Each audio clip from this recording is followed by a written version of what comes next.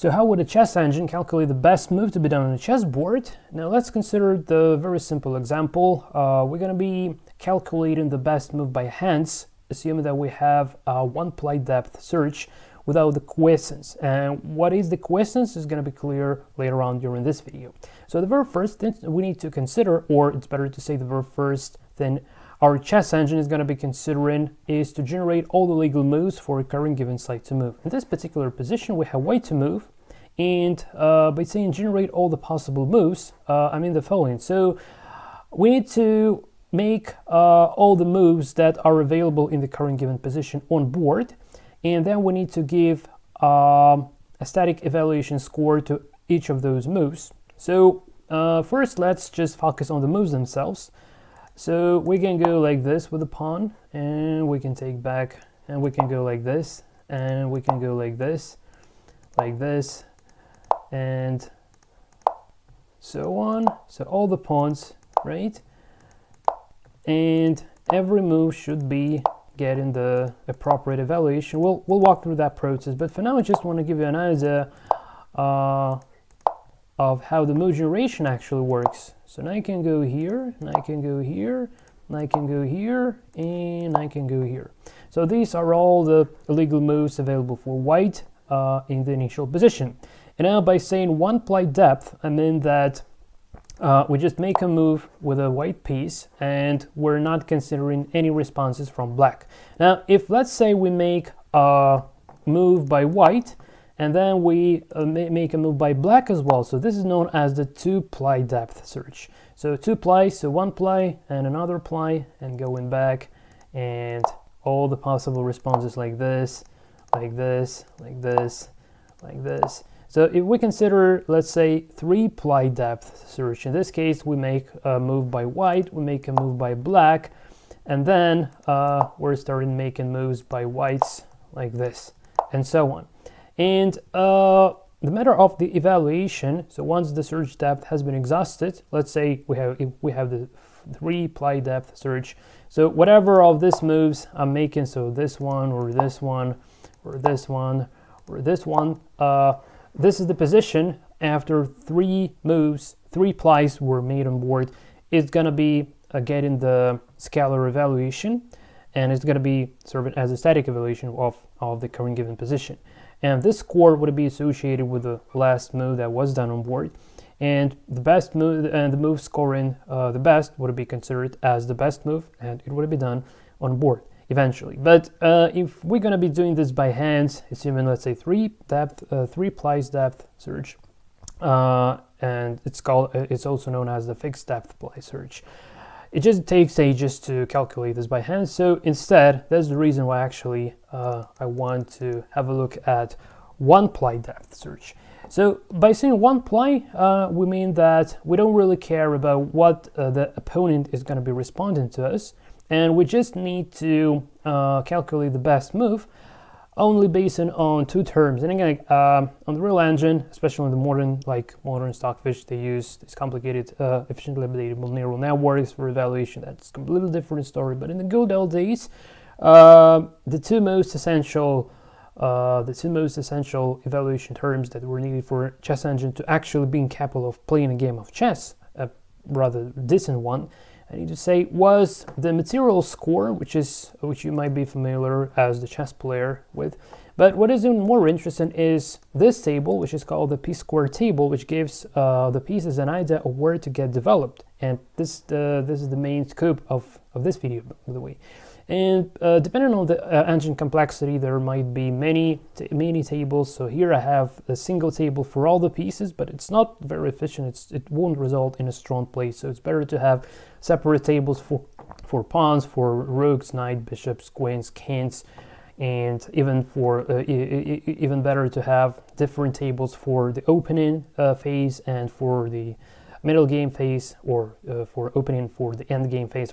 So for instance, in the opening we should discourage the king approaching towards the center, while in the end game, on the contrary, we want the king approaching towards the center. So it all varies on the implementation, but the gist essence behind the entire process of how engine actually calculates is relatively simple. So let's consider that I'm a chess engine, right? So how would I consider the best moves to be done in this position?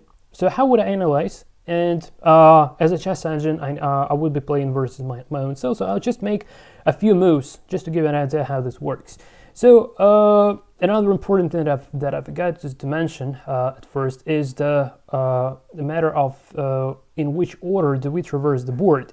So there might be different scenarios, but let's consider that we start from the square A8 and going like this and here, and eventually we end up at the square H1. So it's very important then when the chess engine is calculating since the board representation is not changing along the way, it's always kind of fixed, and the board NDN is also fixed. So the order in which the pieces are being traversed is always the same. And what we need to know, why do we care about this? That's because if we have the same score for different moves, so for instance, you have like pawn goes here, scores 10, and pawn goes here, scores 10, and so on. So if we don't have this 20s, right? So which one would be considered? The first one would be considered because we traverse from here, here, so this is the best one. And since the rest are not gonna be overriding the best score of 10, still the best move would be associated with the very first one that has resulted in the score difference as opposed to the previous score that we had. So it now gets more clear. So here I have 8 by 8 table, and again this is known as the p-squared table. And what it does, so every of these numbers represent a single square on the chessboard, and the number, so 0 means that if the piece occupies the square marked with a 0, it doesn't gain any positional score. However, if the piece lands, whatever piece, in this case, whatever piece, if it lands on the square containing the value of 10, so for instance, if this pawn goes here, then it would land here, and here, so pawn that stands here in c3 would get the value, get plus 10 to its score, and that's important. And for instance, if we do the same with the knight, we also have this plus 10. So these moves are equal from the perspective of the current evaluation, and that's important to bear in mind as well. And here, for instance, pawn here would get the score of 20, right? And pawn here on e4 would get the score of 20 as well. So another important rule in regards to so-called alpha beta engines, so that the score, and if you've been using chess engines for quite a bit of time, you're definitely familiar with that. So the score is relative to the side to move, and it gets returned by the evaluation function relative to the side to move. So for instance, white, if white is better, they would have plus score. However, if black is better, that would have the minus score. So if we have the score like plus 100s, for instance, so if we just get rid of the pawn, I'm not sure how I can get rid of the pawn here in Lichess, but you just imagine that there is no this pawn. So imagine that we have just one more, like only 7 pawns for whites. In this case, the score is going to be minus 100s. So if we get rid of one pawn, the score is going to be minus 100s. Why? Because if we gonna summarize like add all the pawns here, so it would be hundreds plus hundreds plus hundreds plus hundreds plus hundreds plus hundreds plus hundreds, or hundreds multiplied by 7 plus the rooks plus 500s multiplied by 2 plus 300s multiplied by 2 plus 320 multiplied by 2 plus 900s and plus 10,000 for king, for instance. This might be 0 as well. It's not obvious to have this 10,000s. It might alter the play a little bit, but generally it doesn't really matter that much. So because we can exchange the kings, so we can just get rid of the king entirely here, just not even being distracted by that.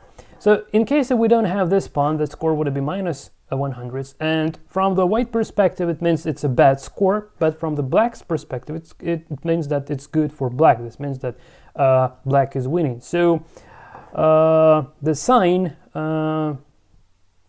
defines the plausible score for a site. So minus is plausible for black, and plus is plausible for white. So how this gets a little bit more clear by the time I would be demonstrating. So now we need to make all the moves, and we need to evaluate every move in particular. So why I'm starting with the move a2 to a3, because it goes like this, and here goes, and then this is the very first pawn to generate moves for, and we start by just probing all the available moves. So pawn goes to a3. So pawn was on a2. It scored 0, right? So yeah, by default. So now the score is 0 because we are equal material, and all the black pieces are standing on the squares that are equal to 0, and here are equal to 0. All the white pieces are standing on the pieces that are equal to 0 as well. So we have equal score. Score is equal to 0. So let's say this is the equal position. We're not taking care about the tempos here, for instance. So if we just move the pawn from a2 to a3, then here the pawn would score 0. So nothing really changed here. So this move doesn't increase the score. That's the important thing. So this move doesn't increase the score, assuming the current p-square table. However, if here we, for instance, had a value of 50, it's horrible. You shouldn't play like this. But anyway, if here we had the value of 50, then this move would be considered the best in the position, because the rest of moves would result in the score less than 50. But fortunately, we don't have that. Fortunately, it's 0. So this move, I would just be evaluating every move here, and the algorithm is simple. If the move results in a better score, then the score gets overwritten. Otherwise, the score remains the same. And if we have multiple moves scoring exactly the same, then the very first move that has increased the score would be considered as the best one. So that's just how the algorithm works. So this move results 0. This move results 0 as well. So if pawn goes here, nothing really happens. So it's not doing much. Same for this. So pawn goes from here to here, results 0. Okay, and pawn goes here, also results in 0. So nothing special so far. However, starting from the move c2 to c3, so c2 to c3, here results in the score of 10. So here, after this move, we have the score 10. And we also associate the best move, so c2 goes to c3, right? And this is the best move so far. So if there won't be any, if other moves would score 10, no matter what moves would be those, it would still, c2 to c3 would remain the best move until the end here, assuming the one play depth search to our list. But only if we score 20, in this case, the move would be overwritten. So we take this back and probe another move. So this move, so c2 goes to c4, also scores 10. So as far as we already have the move that has scored 10, it's not going to be overwritten. So the best move remains to be c2 goes to c3. And this move scores 10 as well. Okay, now we go d2 goes to d3, scores 10. Still doesn't increase the score, so c2 to c3 is still the best move so far. Dropping back, and here suddenly we have d2 goes to d4, we have the score of 20, and this is more than 10, so we're overriding the score, and also we're overriding the move. So now the best move is d2 goes to d4. All right, so far so good. Now this results in 10, e2 goes to e3, only results 10, so it's not better. We just drop it back.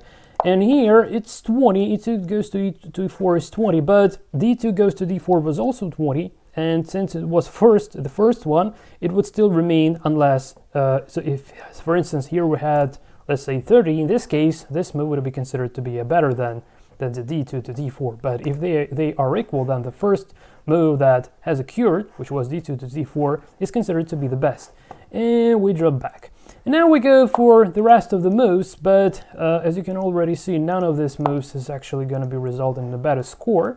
So this like was like F2 to F3 was 10, F3 to F4 was 10 as well, and the rest. So this G2 to G2 to G3 is 4.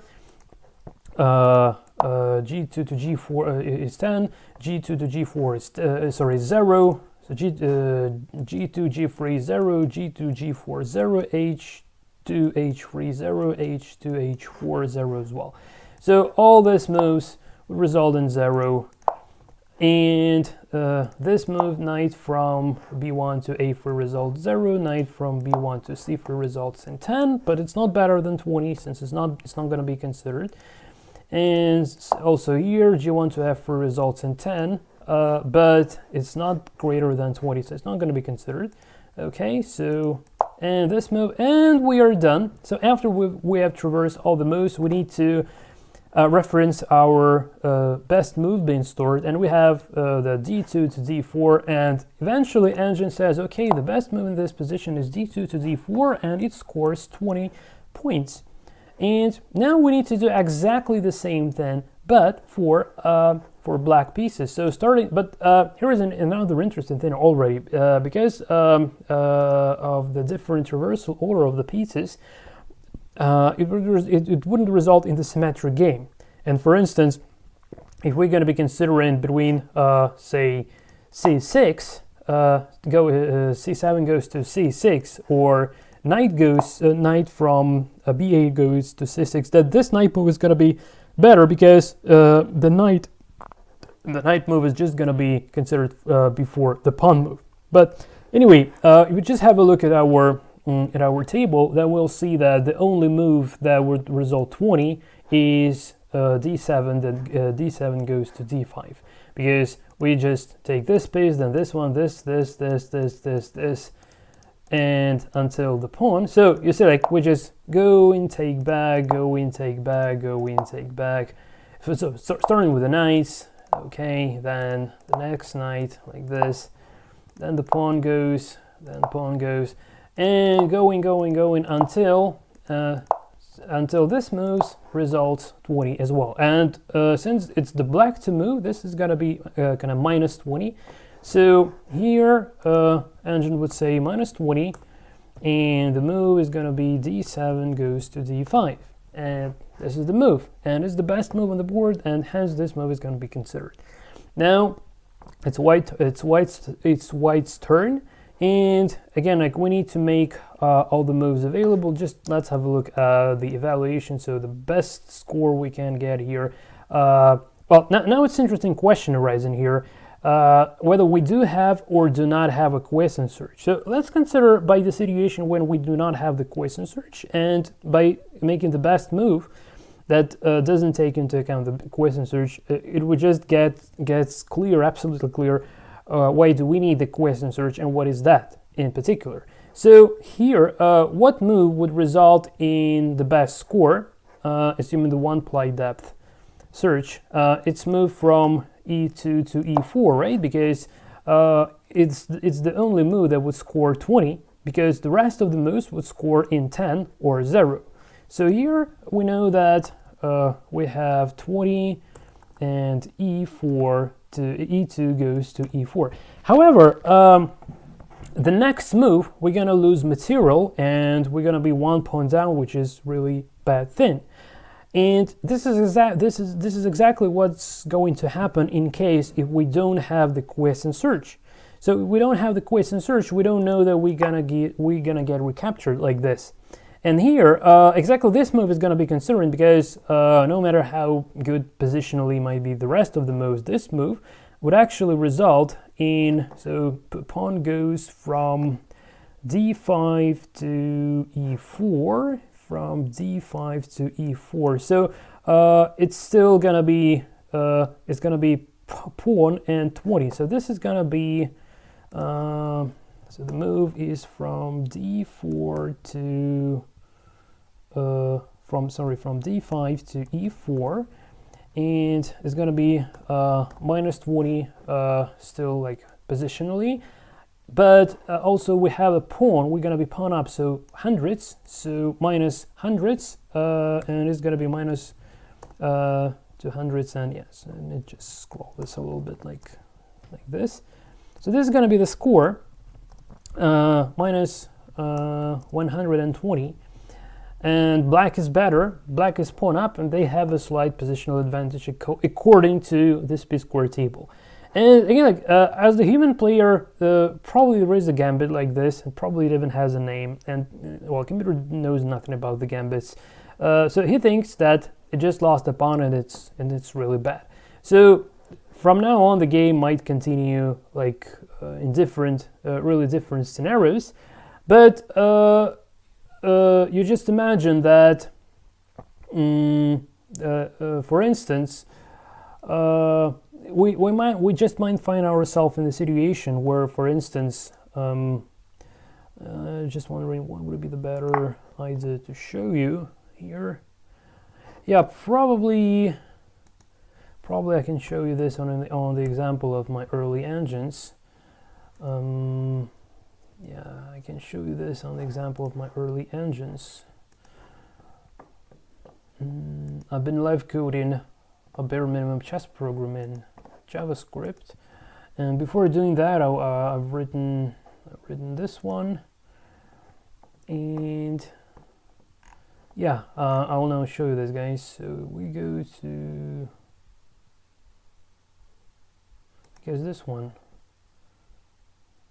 Yeah, and if I just make it a little bit bigger like this, and I also want to set first. So here we can tune the evaluation, for instance. So we just set this scores to whatever we have, and we have this 10, 10, 10, 10, 10. Just to give you an idea, just in order to avoid wasting your time by calculating this by hand, so I will show you what happens if the engine is going to be playing versus itself with this exact evaluation. It might be not exactly the same from the perspective of the piece values, because here I might have some different piece values. But anyway, so we have this sort of a p-square tables, and now I just need to manually set the search depth to 1. All right, and here we go. So move. So d2, d4, just like I calculated by hands. And exactly what I have calculated by hands as well. And then what I have calculated by hands, so because just score is 20, hands is better, and the score is displayed here. So by this move, it just sees that he's better positionally because it just grabs the space, but it doesn't know that it would get captured. So the next move, you see, like, just get captured. Well, here might be the sign might not be most accurate all the time. So yeah. Yeah, or yeah, actually now, from the white perspective, it seems like it's really worth. However, you just have a look at the next move. You see what it does. So it was a pawn up, and he's so greedy he wants to grab the pawn, and he thinks that he's better after. He thinks he's 2 pawns up now, but he can't see the fact that actually he would get the queen gets recaptured the next move. So this is what happens when the engine doesn't have the quiescent search. Right now, when the engine does have a quiescent search, so probably, well, let's just start. Can I start a new game? Maybe I don't need to. Yeah, maybe I just. So, for instance, if we consider the same situation, so if we have a quiescent search in our engine, for instance.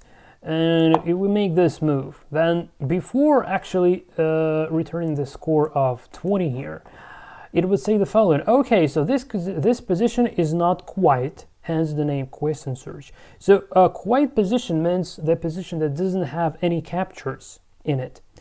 So this position actually does have a capture, and we can capture the white pawn with a black pawn. So making a quiescent search means generating only captures until we reach the quiet position. And once we reach the quiet position, we can then return the static evaluation. So here, actually, we need to generate only capture. So do we have any more captures in this position? No, we don't have any more captures. So this position is now quiet. So quiescent search stops here. And now he returns the evaluation and it says like, okay, actually white has lost a pawn, hence this is the bad idea to actually consider this move. E2 goes to E4, and it's not going to be considering that move. So it would be searching further on. So for instance, it goes like here and says like, okay, no, it wasn't a good idea, and it just goes searching further on, and so on. And now just to give an idea, what would it look like? Well, it's not 100% exact what it would look like. And also here I have instead of this particular engine is very old. It's extremely weak, and I was just making this for didactic purposes back in 2019. And the original evaluation has this a little bit more complicated as opposed to this one we have here. But it does, and it doesn't have the question search, but I'm using the 3-ply depth search instead, which more or less mimics the 1-ply depth search with a Quiescence. So it's around equal. Well, obviously it's not equal, definitely, but because if you have the forcing lines of more than capture and recapture, so let's say there are many recaptures, in this case it's not going to be accurate. But just to give you a general idea of how the engine play is going to look like, if we had a Quiescence search, if we don't have it here, but imagine that we do, then it's going to look like the following. So I just want to run this and comment through a little bit. So if I just press move, here is how it goes. So it goes fairly symmetric, all right? And the place is really naive, and it doesn't know anything about the positional rules like the pawn structure, like piece mobility, and I'm not even talking about the knight outposts on d5 or similar, or open lines. So it knows nothing about that. It only takes into account the material balance and the score that is returned by the p-square table, but the only p-square table in this case. And this is how the game goes. So like it makes rather I would say symmetric moves until it gets to the exchanges. But yeah, so here's how we go. All right. So yeah, it's a very naive play, but quite a fun thing here that eventually it actually ends up with white is pawn, one is piece up even here. Yeah, and quite a fun thing that here white actually checkmates the black. So yeah, you won't see this behavior in the real engines, obviously, but hopefully this gives a good idea of how exactly actually engines are considering the best move to be done on the chessboard. So this is it from my side. Thanks for watching. Until next time, and take care.